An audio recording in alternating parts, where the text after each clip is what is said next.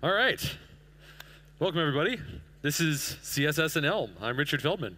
So we've talked a good bit about CSS and JS. This is something probably on a lot of people's minds. How many people are familiar with Elm? OK, so for those who are not, Elm is a functional programming language that compiles to JavaScript. And 2 years ago, at Reactive 2015, I gave a lightning talk on Elm CSS, or rather, the library that would become Elm CSS. Back then, it was very, very early stages. It was pretty sort of proof of concept. And so I gave a little demo. I styled up the Reactive 2015 website, or at least kind of a hacked up portion of it, and sort of demonstrated on stage like what I could do. And I'd like to come back this year and show you how far we've come in Elm CSS land. So now at No Red Ink, where I work, we're using Elm in production. We've got about 200,000 lines of Elm code. Still has yet to throw its first runtime exception. And we've been using Elm CSS for pretty much all of our styling needs. So a good amount of that 200,000 lines is actually Elm CSS that we're using in production. So what I'm about to show you is what we're working towards. This is sort of like the next release of Elm CSS. OK, so here we have the ReactiveConf 2017 website, or at least a very small hacked together part of it. But you might notice something's wrong. Something is missing. We have this nice green color so much of the page, but up here we got this blue color that's sort of mismatched. So let's fix that by editing the Elm CSS code. So this right here is some Elm code. If you've never seen Elm before, I'm going to give you a real quick primer on just some of the things to know. So this right here, this is a plain old normal Elm function call. So when you call functions in Elm, you do it with white space, not necessarily parentheses. So this is calling the function called display, passing an argument of inline block. This right here is calling a function called color, passing an argument of parentheses, a call to a function named RGB, passing 250, 250, 250. So you can kind of get the idea here of this is just describing CSS styles by using plain old vanilla Elm code. Now, the way that we are styling this by tickets button up here is by saying, OK, here is an A tag. So this is an A. It's a function called A. We're passing some arguments to it. And the first argument is href, so this leads to /tickets. And then we've got this other thing right there, which is an attribute, just like href, but it's called CSS. That's kind of weird. I mean, we've seen like inline styles is the style attribute. What's this CSS thing? This is something that we made up. This is basically how we do inline styles, or sort of like CSS in Elm.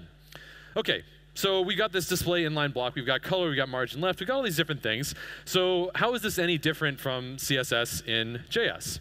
Well, one way is that if I change this from display to display and hit save, we see a little red squiggle underline there. And if I go over to my console, we see we've got a compile error. Cannot find variable display. And it's got a little red underline there too. Maybe you went one of the following. Display. Oh yes, that is what I meant. Thank you. So this is something that Elm is known for, is its nice compiler errors. And this is something that we benefit from for having this library that's got sort of all of these CSS properties coded into it. OK, so not only does it know what the names of things are, but it actually also knows how they work and how they fit together. So I can actually replace inline block here with RGB 250, 250, 250, and that will not compile. Like I'll get another error, another red squiggle, because you can't pass color values to display. That doesn't make any sense. So this is something that it can catch errors for us at compile time. That's not the type of error that you'd probably usually make, but something that you might actually make is, what if I set margin left to 5? Wouldn't it be nice to know at compile time, hey, look, you made a mistake. You forgot to specify the units. That's not going to do anything useful in the browser. So by doing this, we can save ourselves some time and effort debugging problems like this later by just getting an error right up front. And one of the nicest things about this is, as you can see, this is all happening at compile time. This is all right there in my editor. There's no runtime overhead for any of these checks. All right, so that's pretty cool. But let's get back on track. Our goal here was to fix this buy tickets thing, which is sort of like the wrong color. He says as he realizes that his internet connection must have cut out. Cool. So that's fun. Perils of live coding. OK, so I'm just going to essentially go over how this works. And I guess since I'm disconnected from the internet, I won't be able to have the live reloading. So this ReactiveConf color thing right here, this is an example of a variable. Now, the purpose of this variable is to specify the color that we want to use in our theme for a couple of different places on the site. I've been like thinking on my feet. I'm going to rerun this and see if maybe if I recompile that it can reopen without. OK, cool. There we are. Why is that not in Firefox? I don't know. Let's come back. All right, there it is. Maybe now if we'll see. Maybe we're good. OK, ReactiveConf color. So this appears in another place, which is to say this date right here, October 25th, 27. So we're reusing this ReactiveConf color thing in 2 different places. Now, the reason that we're doing that is because this is something we might want to use for our theme. Maybe we use it in a bunch of different places on our site. And this is just something we can do because Elm is a Turing-complete programming language. It has variables. There's no special Elm CSS thing for this. This is just plain old code reuse. OK, now down here, we've defined this thing as RGB, whatever those values are for this blue thing. And I've conveniently gone ahead and put the hex color for the green thing there. There we go. All right, I don't know what the problem was earlier, but there we go. By changing that one place, it's now green in both places because code reuse. Yeah, good stuff. OK, thank you, one person. OK, but we can do a little bit more powerful code reuse. Notice this thing down here that says header font. And this is just one of our many properties we've got going on here, just like the others. But this is actually a combination of several different properties, so kind of like a mix-in.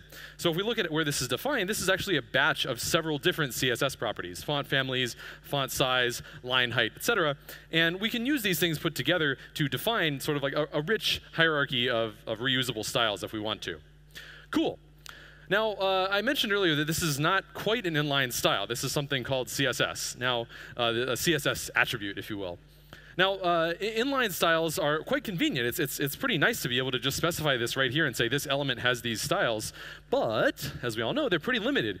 You can't do things like a hover. So like if I wanted to add a hover to this that said, when I move the mouse over this buy tickets button, it would actually hover to, let's say, make the background solid green. Like there's no way I could, for example, write in here, hover, background color, ReactiveConf color, and then hit save, and then when I come back up here, I hover, whoa, what? So, yeah.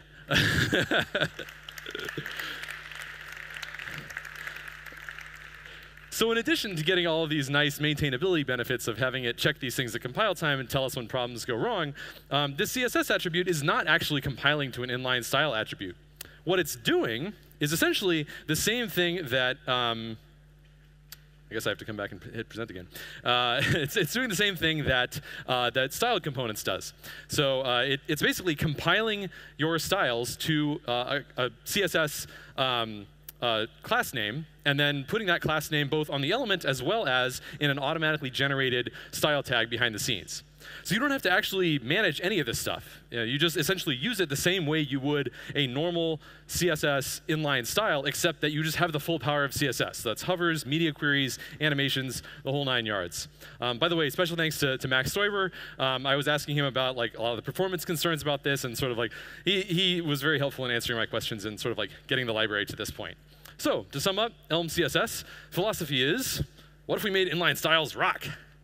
Yeah. Thanks very much. Great, awesome. Richard, thank you very much. We have time for a couple of questions. You did win a little bit over time, but it's fine. So let's do a bit less questions. So number one, does it support things such as media queries or pseudo selectors? Yes. Great. Both. How do you do vendor prefixes? Same way as you would anywhere else. So if you want, you can use those mix-ins to just say, like, I want to do something like auto prefixer, where I have defined as something that's got a prefix as like the prefix version plus the unprefix version, and just drop that in. It's just a drop-in replacement. Can you actually use CSS with Elm CSS? Sure. I love your short answers. They were good. So what if I want variables like border 3? Will it be a reversed word? So if you import any function from Elm CSS like into your local namespace, and then you want to also use that as a variable name, then yeah, that would be a namespace collision, so that wouldn't compile. But fortunately, I mean, you know, that's like the type of thing that the compiler will help you out with. So there's no chance of making a mistake, just a chance of a compiler error. One more. It looks like inline style. How Elm CSS deals with CSS animation if triggered by JS code? Will Elm prompt potential request animation frame need for it? I don't know if there's a quick answer for that, but basically Elm does request animation frame batching under the hood automatically for you. So this may not be the problem that you think it is. Good. And on this positive note, thank you very much, Richard. Appreciate it.